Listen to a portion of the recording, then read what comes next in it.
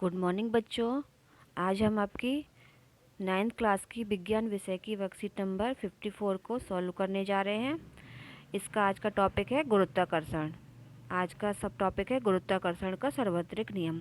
तो आज हम अपनी वर्कशीट में गुरुत्वाकर्षण के बारे में पढ़ेंगे। गुरुत्वाकर्षण क्या होता है, ये कैसे कार्य करता है, हमारे लिए कैसे आवश्यक होता है, आज चलेंगे इसके बारे में डिस्कस करते हैं। चलिए आज की वर्कशीट हम स्टार्ट करते हैं।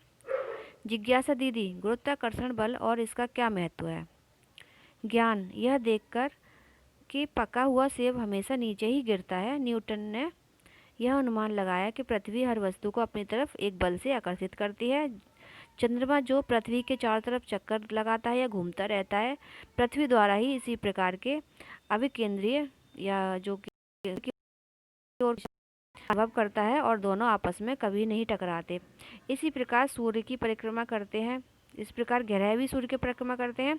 इन सब तथ्यों के आधार पर न्यूटन ने यह निष्कर्ष निकाला कि विश्व में हर वस्तु या पिंड एक वस्तु एक दूसरे को एक बल से आकर्षित करती है, जिसने उसको गुरुत्वाकर्षण बल कहा।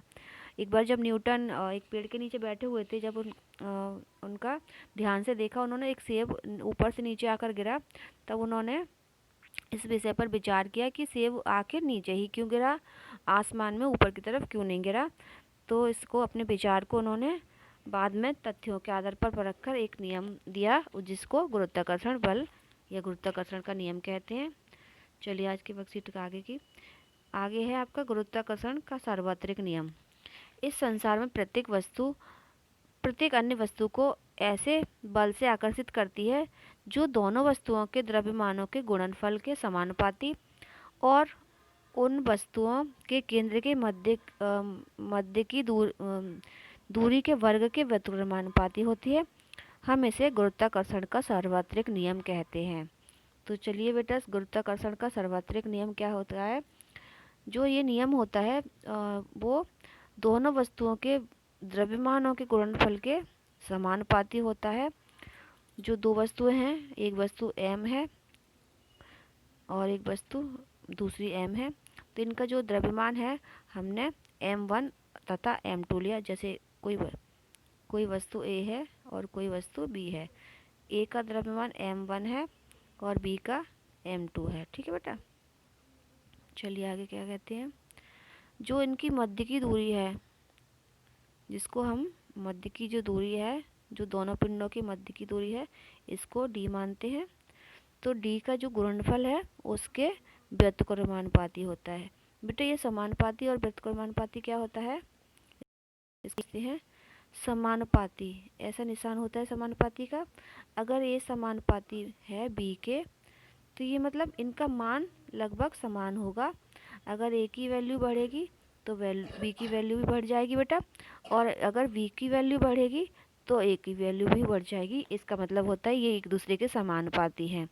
ये डायरेक्ट एक दूसरे से रिलेट करते हैं। अगर a का मान बढ़ेगा तो b का मान बढ़ेगा, b का मान बढ़ेगा तो a का मान क्या बढ़ेगा।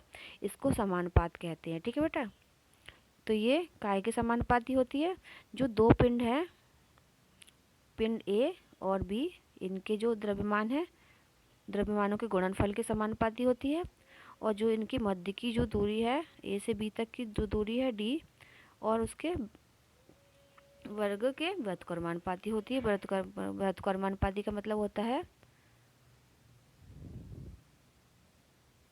a व्युत्क्रमानुपाती b, यानी कि जो a है इसका मान बढ़ेगा तो b का मान कम हो जाएगा, और b का मान अगर बढ़ेगा तो a का मान कम हो जाएगा। मतलब उल्टा होता है व्युत्क्रमानुपाती। ठीक है बेटा, तो यहाँ पर हमारा नियम जो है सार्वत्रिक नियम क्या कहता है कि जो पिंड होते हैं, जो दोनों पिंड हैं हमारे, उनके द्रव्यमान के समानुपाती होता है, और जो मध्य के बीच की दूरी होती है d, उसके व्युत्क्रमानुपाती होता है। ठीक है बेटा, यह बल दोनों वस्तुओं के मिलाने वाली रेखा की दिशा में लगता है। किन्हीं दो वस्तुओं a और b का द्रव्यमान क्रम से m और m है, उनके मध्य की दूरी d है, तो और उनके बीच में लगने वाला बल, ये द्रव्यमान m है और m है, मध्य के बीच की दूरी डी है, तो उनके बीच लगाने वाला बल गुरुत्वाकर्षण बल F होगा। तो इस प्रकार F बराबर F समानुपाती M और M ये हमने लिया था यहाँ से, और उनके मध्य दूरी के वर्ग के व्युत्क्रमानुपाती ये हो गया। मध्य की दूरी D है, दूरी D ही लिखी थी हमने, तो वर्ग हो गया। समीकरण 1 से और समीकरण 2 से F समानुपाती mm अपॉन डी स्क्वायर या F बराबर G। अब यहाँ पर बराबर का निशान आ गया, समानुपात का निशान जो हमारा था वो समानुपात का निशान हट गया और ये G का हो गया। तो G क्या है बेटा? गुरुत्वीय स्थिरांक है। जब हमारे को बराबर का चिन्ह लगाना होता है या बराबर करना होता है हमें, तब एक स्थिरांक की जरूरत पड़ती है। जो हमारा यहाँ पर G है, बड़ा G है, कैपिटल G है, उसको सार्वत्रिक स्थिरांक कहते हैं, गुरुत्वीय स्थिरांक कहते हैं, जिसका मान बेटा क्या होता है, इसकी वैल्यू भी पूछी जाती है। ये आप लिख लीजिए 6.673 इंटू 10⁻⁻11 न्यूटन मीटर पर स्क्वायर, न्यूटन मीटर स्क्वायर पर किलोग्राम स्क्वायर है। ये आपका पूछा जाता है गुरुत्वीय स्थिरांक किसे कहते हैं, इसको किससे निरूपित करते हैं। इसको जी से निरूपित करते हैं, कैपिटल जी से, और स्मॉल जी से अलग चीज़ होती है, वो आप बाद में पढ़ेंगे। तो कैपिटल जी से गुरुत्वीय स्थिरांक निरूपित करते हैं, इसका मान इतना इतना होता है। ठीक है बेटा। अब आते हैं गुरुत्वाकर्षण के सार्वत्रिक नियम का महत्व। बेटा महत्व क्या है? गुरुत्वाकर्षण का सार्वत्रिक नियम अनेक परिघटनाओं को व्याख्या करता है, जिनमें से मुख्य है हमें पृथ्वी से बांधे रखता है। बेटा अगर गुरुत्वाकर्षण बल नहीं होता तो हम पृथ्वी पर अच्छी तरह चल नहीं पाते, हवा में उड़ जाते। ठीक है बेटा।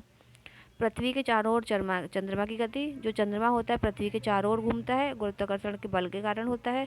सूर्य के चारों ओर ग्रहों की गति भी इसी बल के कारण होती है।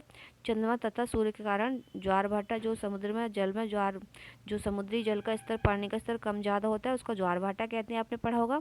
तो ज्वार भाटा भी इसी कारण आता है। नदी में जल का बहना वर्षा के लिए, अगर ये आपका होगा, जो नदी का जल होगा वो बहेगा नहीं, और जो वर्षा की बूंदें होंगी वो वापस आसमान की तरफ चली जाएंगी, नीचे की ओर नहीं आएंगी, अगर गुरुत्वाकर्षण बल नहीं होगा। तो ऐसा बल जो कि केंद्र की ओर खींचता है उसको गुरुत्वाकर्षण बल कहते हैं। चलिए आइए आज के क्वेश्चन आंसर। गुरुत्वाकर्षण का सार्वत्रिक नियम लिखिए। तो यहाँ पर से नियम लिख लेंगे। सार्वत्रिक नियम,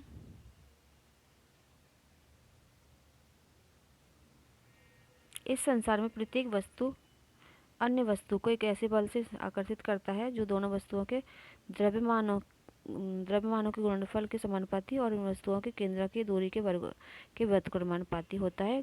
इसे सार्वत्रिक नियम कहते हैं। यहाँ तक लिख लेंगे बेटा, यहाँ से लिख लेंगे,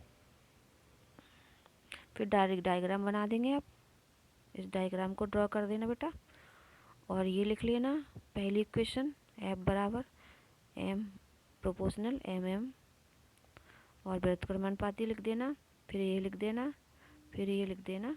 ठीक है बेटा, ये आपका कंप्लीट क्वेश्चन हो जाएगा। गुरुत्वाकर्षण का सार्वत्रिक नियम क्या कहता है, क्या क्या महत्व है, सॉरी, ये महत्व यहाँ से हो जाएगा। गुरुत्वाकर्षण का सार्वत्रिक नियम नहीं होगा तो हम पृथ्वी पर चल नहीं पाएंगे, हमें बांधे रखता है। जो ग्रहों की गति होती है वो नहीं होगी। ठीक है बेटा, ज्वार भाटा नहीं आएगा, और जो वर्षा होती है नदी का जल नीचे नहीं आएगा, तो ये पृथ्वी पर इसलिए जीवन संभव नहीं होगा। ये आप लिख सकते हैं।